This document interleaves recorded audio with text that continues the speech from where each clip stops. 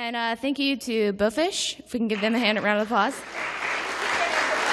Oh, no. They are now known as Blackfire, and so the name in the back of the program is incorrect, but they're wonderful musicians nonetheless. So again, thank you all for coming to this year's Peace Poetry Contest. We're so happy to have you all here. This year, we had more submissions than we've ever had before. Almost 400 poems were submitted.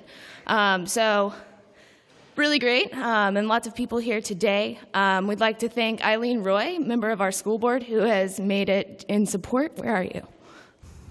Oh, there she is.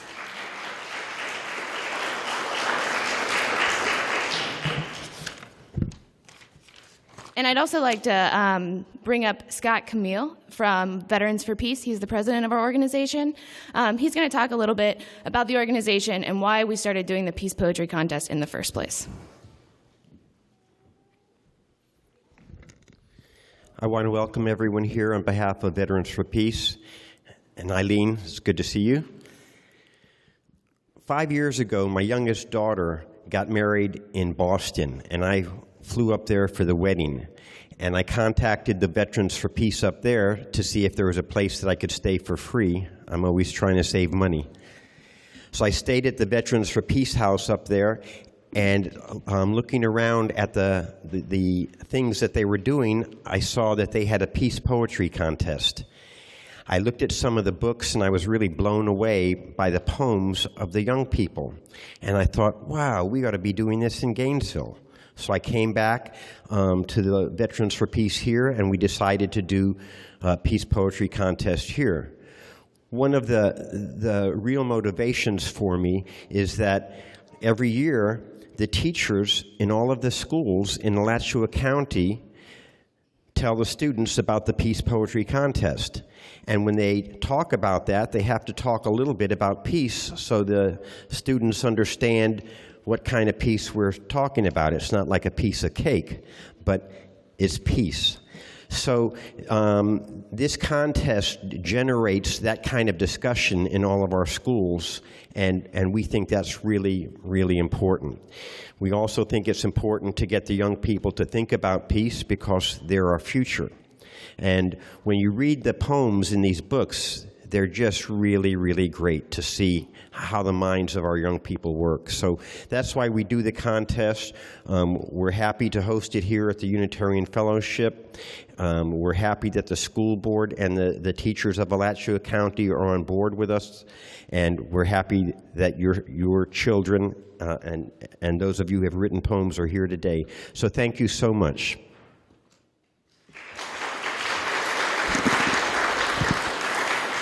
I would also like to second something that Scott said, and thank you particularly to the teachers and the parents who encourage their students to participate in this every year. There are a lot of teachers here who have had their whole classes participate and sent us, upwards of 75, 80 poems, and that is just incredible to have that kind of support from the teachers and from the parents. So thank you so much for making this possible. Also, we would like to thank the Unitarian Universalist Fellowship, where we're having this event today. This is the 5th year that we've had the Peace Poetry Contest here, and we also have our Winter Solstice concert every year here. So I wanted to give Mary Barr from UUF and also a Veterans for Peace member a chance to come up and kind of talk a little bit about the space.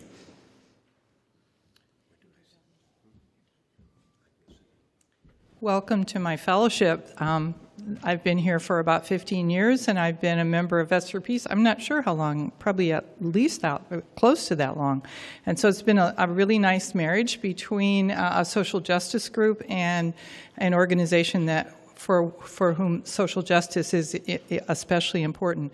We have the head of our Social Justice Council. Alice, can you wave? She's sitting on the aisle there, and she's here. We advertise this with our church. I know that some of the youth group that I work with here wrote poems, and I know one of them said we got to read them to each other in class, and it was really fun. So there's some great things going on in the schools because of this contest. Thank you so much for coming. If you're interested in our fellowship, there are all kinds of brochures in the lobby. When you go out, you're welcome to take one and take a look. In the fall, we hope to do the International Day of Peace ceremony here with a peace service, and it's a flag ceremony that is done around the world on September 21st, which happens to be a Sunday in 2014. So we'd love to see you back for that if peace is important to you as it is for all of us. Thank you.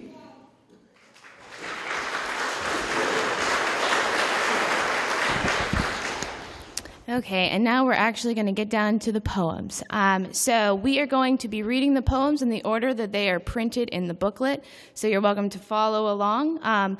For the readers, we will announce your name, and you can just walk up here. We're going to get the microphone set up right here. Elena, who's walking forward right now, is one of members of the panel of graduate students led by Dr. Sidney Wade, who helped judge all of the poems, which it was a lot of poems to look at. So thank you, Elena. But she's going to be introducing each poem and each reader. So when you hear your name called, if you could just walk up to this side of the stage to this microphone, we'll try and arrange it according to your height. And then I will be standing on the other side to hand you your certificate and your prize. And without further ado, here's Elena to start the poems.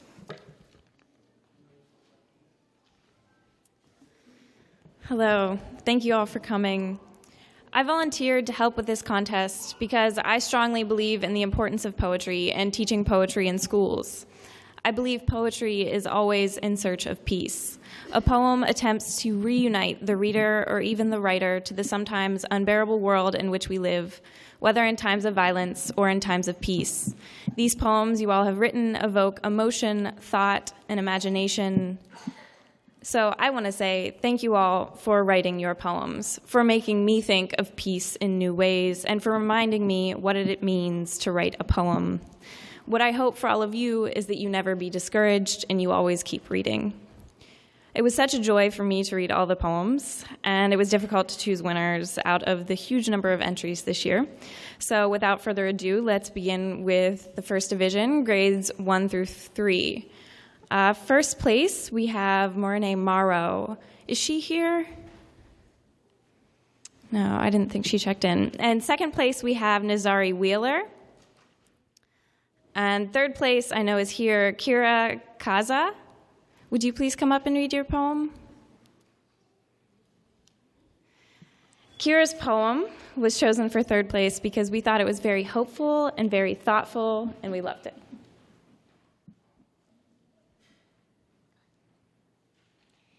In a world with peace, you will see kindness and love. Everybody will be lovely. Everybody will be friendly. There will be no unfriendly people. No unfriendly war. In a world with peace, nobody is mad, at least we think.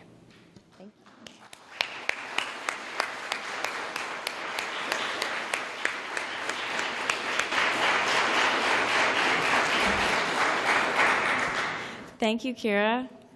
And for grades, we have some additional people that are going to be reading. A couple people from last year. We have, first off, Malachi Jones. Would you please come up?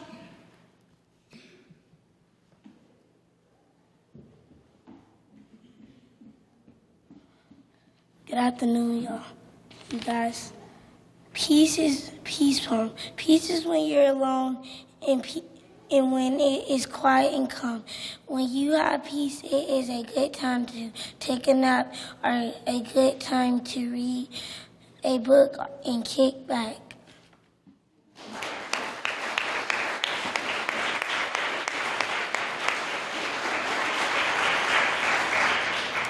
And next up, we have Murdolph Jones.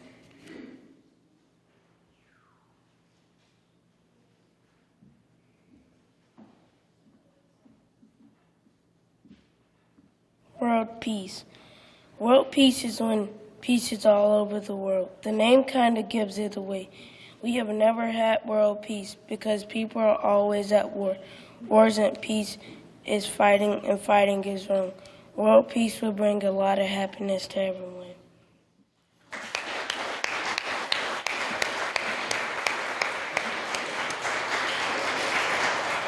Thank you. And next up, we have Tyler Garrison.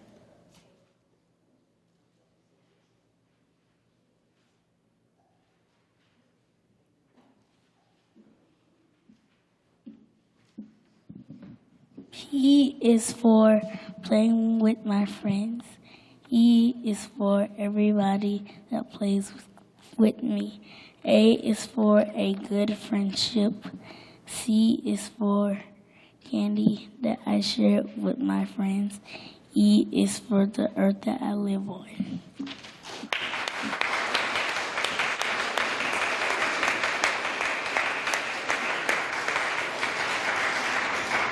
Thank you. And for the 4th through 6th grade division, for first place, we have Trinity Graft. Trinity's poem appeals vividly to all 5 senses, and we enjoyed it very much. Is Trinity here?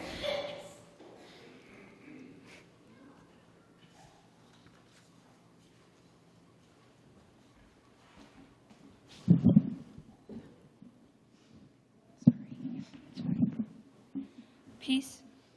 Peace smells like wet grass in the morning sun. Peace feels like a newborn baby in the warm blanket. Peace sounds like chimes in the wind at night. Peace is like cold milk and warm cookies.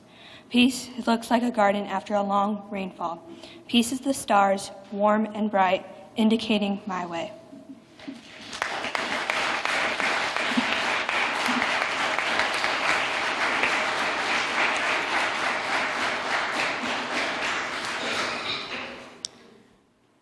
The second place winner was Maya McAfee. Maya's poem is a dramatic representation of the costs of war, and we thought it was very moving.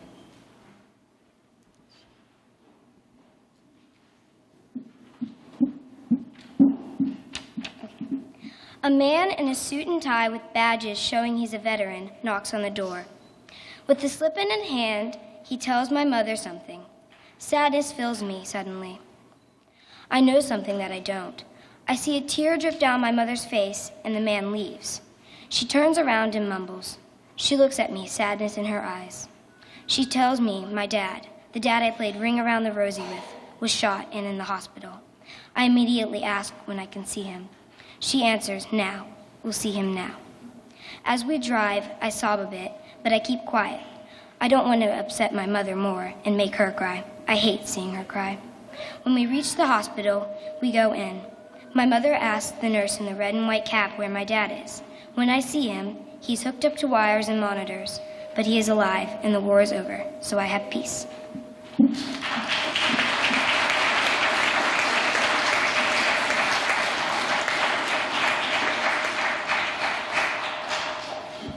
For third place, we have Joshua Bennett. Josh? We thought Josh's poem was a lovely selection of very peaceful images. When I think of peace, I think of God, golden streets, and angels. I also think of when a baby is born. Peace is like being free, like a bird, a calm, enchanted river with lily pads, wind over a calm river. Peace is when you let go of all your mad thoughts.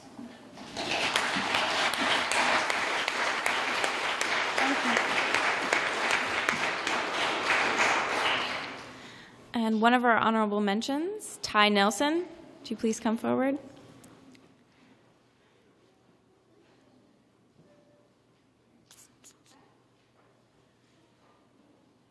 No?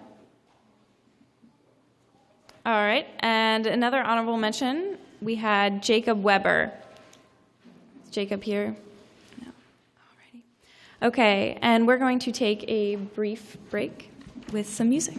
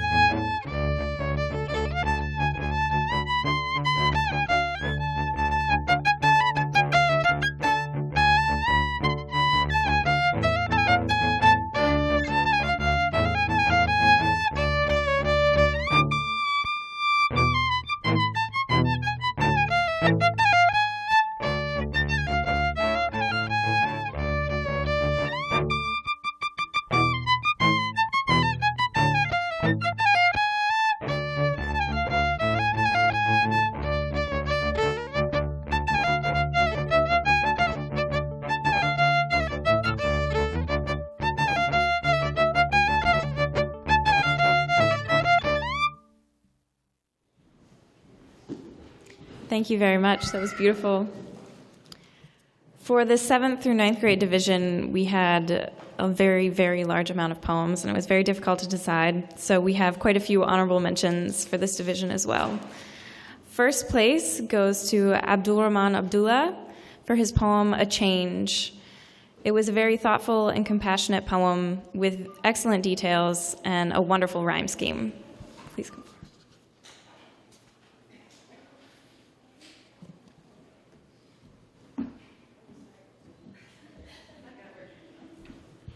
Fathers and brothers, sisters and mothers, husband and wife, all of these people living a normal life. They laugh and smile like everyone else, but what they buy our country no store sells. One day war has been declared. The faces of these people are definitely not scared. The camouflage uniform is worn with pride. Soldiers put their own life on the line. The call for war has begun. Songs of victory have been sung. Missiles and bullets find their mark. Dust and smoke color the field dark.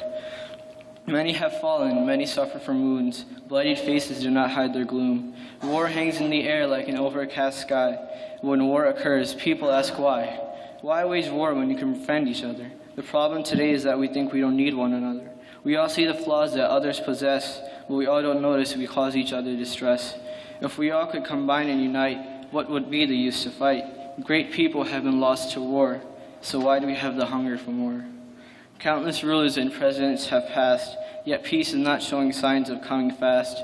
Non-violence is just a theory today, but rather violence is a large obstacle in our way. We don't realize what war does to us, how it corrupts us, how it changes us, how it makes us hate each other.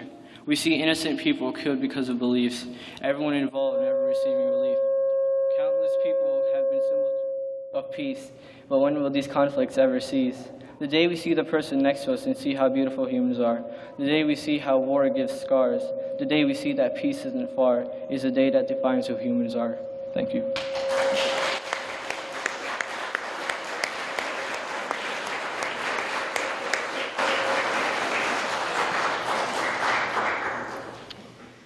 Thank you. And for second place, we have Josh Smith for his poem, The Path to Peace. Is Josh here? All right. And for third place, we have Mac Laborde. Mac, are you here? Okay. Let's begin with honorable mentions. First, we have Cole Duncan, Victoria Hinkerson, and I believe our next person is here. Hannah Banning, would you please come forward? We chose Hannah's poem because it has very strong metaphor. It has a clear-eyed understanding of familial dynamics. We loved it.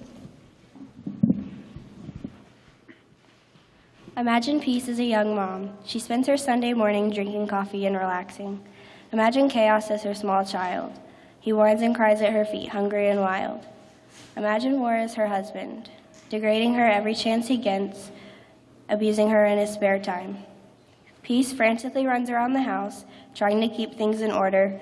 Meanwhile, war is feeding chaos, not making anything better. Chaos goes off to school, inflicting everyone he passes. Peace tries to get him to behave, but fails after multiple attempts. At home, war abuses Peace violently and leaves her hurt. This causes chaos to act out, and more than ever.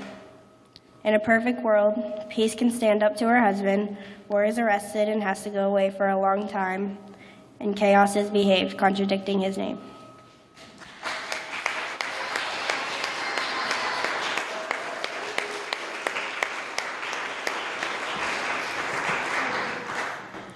Our next honorable mention is Kenna Decker. Kenna, would you please come forward? We chose Kenna's poem because it has a very lovely rhyme scheme and a great ending.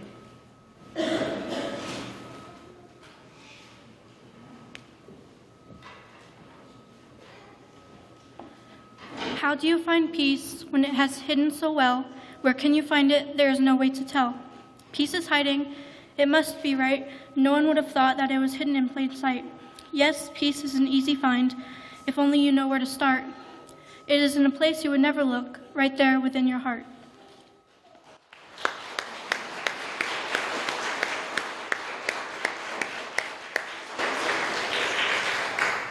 Next up is Emma Donnelly for honorable mention.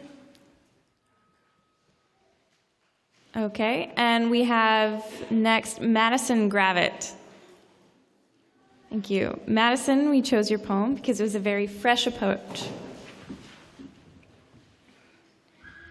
My eyes close and breathing slows to soft, shallow breaths. The thump of my heart begins to steady into a slow bump. Tense muscles begin to loosen and relax with me. I exhale deeply in a relaxed sigh, for finally I feel at peace. Thoughts jumbled into a mess within my mind disappear quickly and quietly. As I tiptoe out, my head becomes clean, clear, and calm. A blank state of mind helps me brush off the anxieties I carry. Now I don't have to worry about the world around me. As I begin to slip into a trance of calm meditation, I finally feel at peace.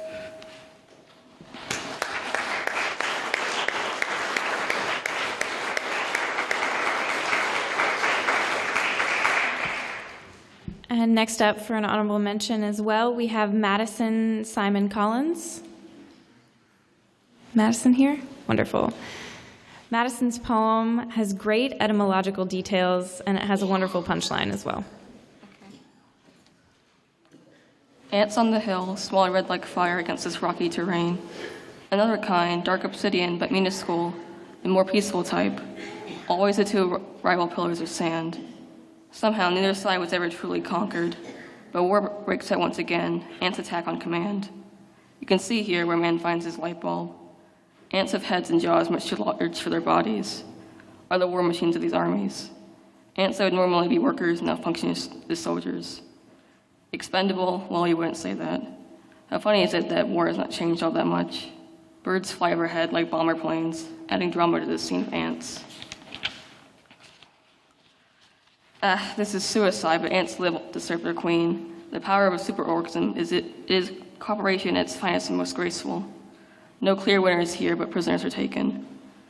Some find that they are now slaves, others killed and turned to mush. But it really isn't so bad. Mother queens are not able to mourn. The battle is ended. Mother's offspring must be fed and tended to. Repairs must be made. The same fight every day, only aggravated by each other's presence, it would seem. What is the purpose? What is the point? Violence begets violence, they say. Those moments of peace are precious, but humans are not ants.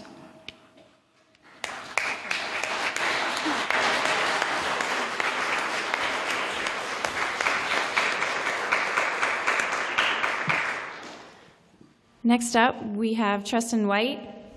Is Tristan here? Awesome. We thought Tristan's poem had fine similes from the natural world.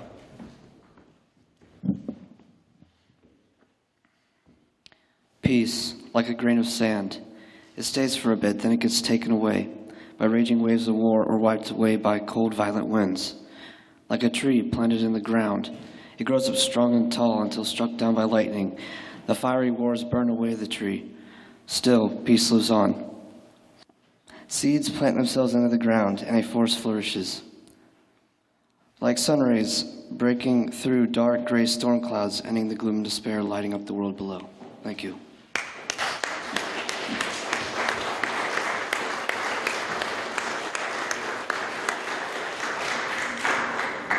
And last but not least, for the 7th through 9th grade division, for honorable mention, we have Chastity Battles. Please come forward. We chose Chastity's poem because it was a very sympathetic representation of real human difficulties.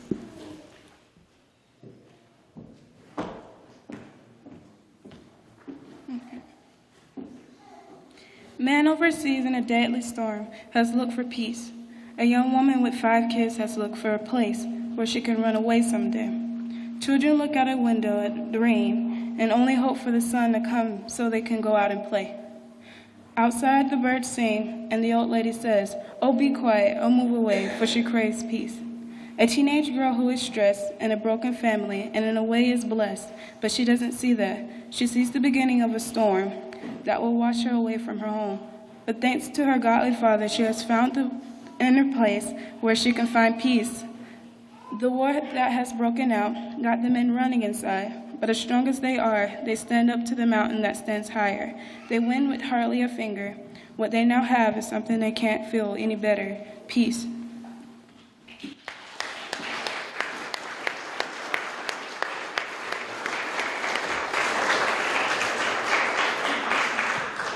Thank you.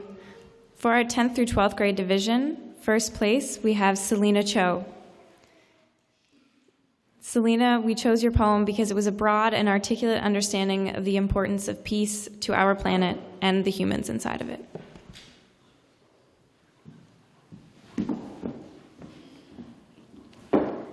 And then, our earth is cracked and bruised, scorched by a history of rivalry, beaten beneath millions of failed journeys, crumbling under a present that lives only for itself. Our world is exhausted and grieving, weary under the weight of so many burdens, struggling to hold on to the last gasps of fresh air, mourning the death of so many, loved but lost, living but not alive. Our home is home to the heartbroken and the weary, to the fallen and the furious, screaming out for change through every whisper, tear, and song. Outcries trickle through the parched earth and dampen hardened souls, yet a world humming with outcries is not enough to awaken, to revive. Our bruised and bloodied earth, this cracked and broken ground, this lost and mourning world. When will we reach a time when those outcries will carve canyons through every layer of scorched earth and overcome and overwhelm every hardened heart of rock? When will we reach a time of change? When we learn that the ends of all oceans can be reached through the movement of one ripple, when we learn that one mountain must be built up by a million irreplaceable pebbles, when we learn that all trees must put down roots to sway with the wind yet always stand steadfast, when the value of art is determined by how many colors dance through the mind of a viewer, but when the quality of music is measured by how deeply it resonates within the heart of a listener, when the worth of a child can be found in each smile, each habit, and each mistake, when we as a people become ripples, pebbles, and trees, when we, each of us, become an art, a song, and a child, when we are moved to not move at all, when we are silenced in awe of our ability to listen, then at last we will see change, and then at last we shall know peace. Thank you.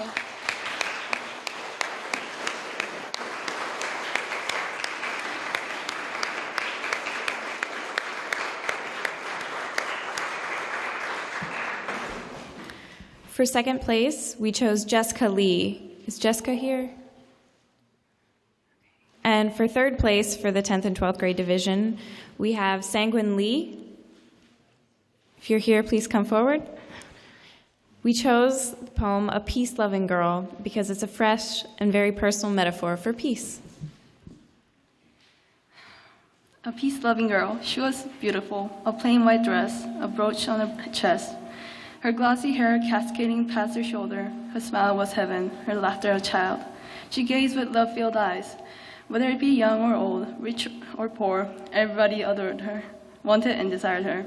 But the man frowned and her smile disappeared. Then the man fought, her hair dulled. And when the man killed, her dress burned black. She stood to the side, her face covered in shadows, darker than the world, her shoulders dragging, no longer watching. But whether it be young or old, alive or dead, everybody loved her, wanted and desired her. A peek from her shadows and a little smile, she was still loved.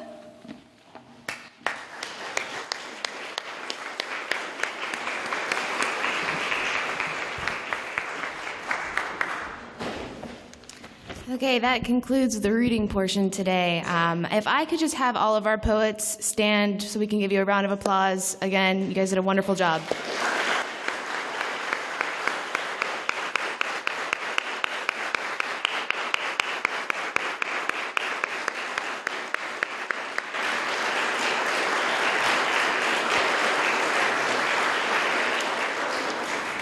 So you guys will notice when you were checking in, we had you sign those permission slips. The Samuel Proctor Oral History Program has helped us by videoing. Thank you, Deborah, back there, and the whole program for donating the equipment. That video will be available eventually on YouTube and posted onto the Veterans for Peace website, and we will also try and email it out to teachers and to winners so you guys can share with your family and friends.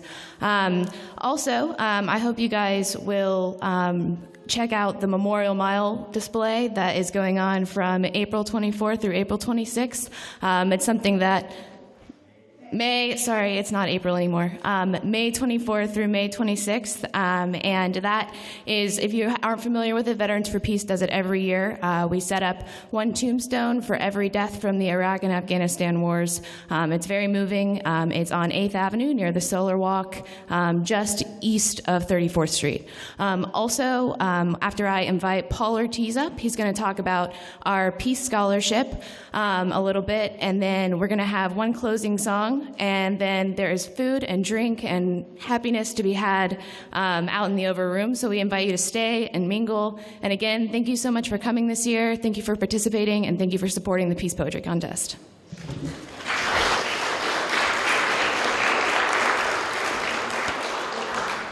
Thank you, Jessica. My name is Paul Ortiz, and I'm the director of the Samuel Proctor Oral History Program and a member of Veterans for Peace.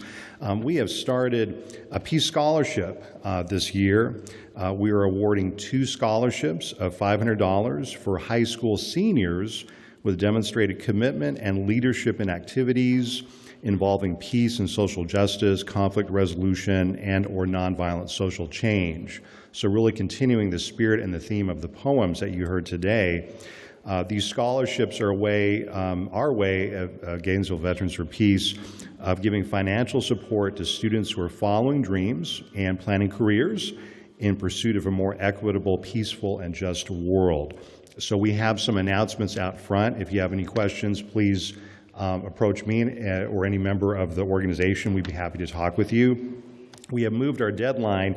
Right now it's set for June 1st, 2014. But again, if you want more information, please talk with us, or you can also log into our website, www.vfpgainesville.org. And again, thank you for your support.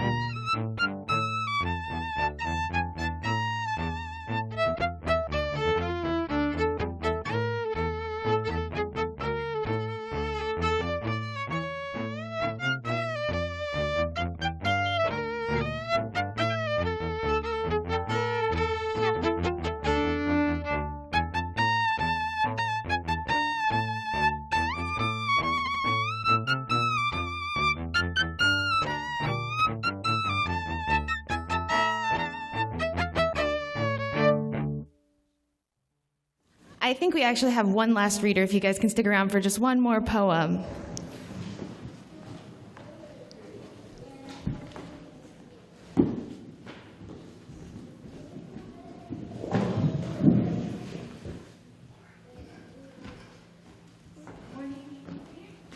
And this is actually Morne Morrow. She won first place in grades 1 through 3. We're so happy that we can have you to read.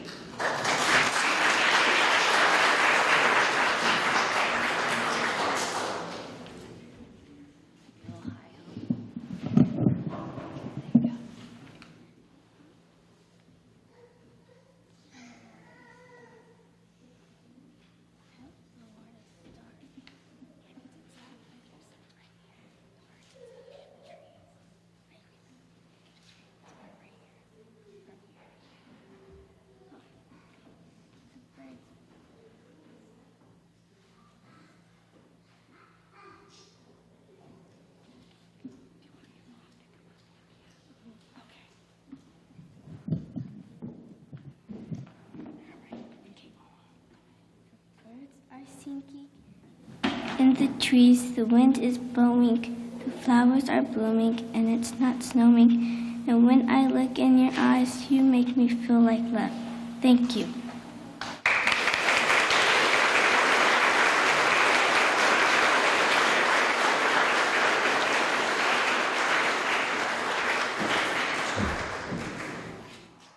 Okay, so this is Darian Pisano. Am I pronouncing that correct? Pisano. And your teacher is Christina Belvin, Littlewood Elementary, and you are in 4th grade. And we're very pleased that you were able to come to read your poem for the Peace Poetry Contest. It's a beautiful poem. Do you want to turn it around so people can see? Isn't that beautiful? Okay. Peace. It's not fighting nor being upset. It's certainly not war or disharmony. Peace is love, friendship, order, truth, and honesty. And that's how peace should be. So let's keep it that way. Yay!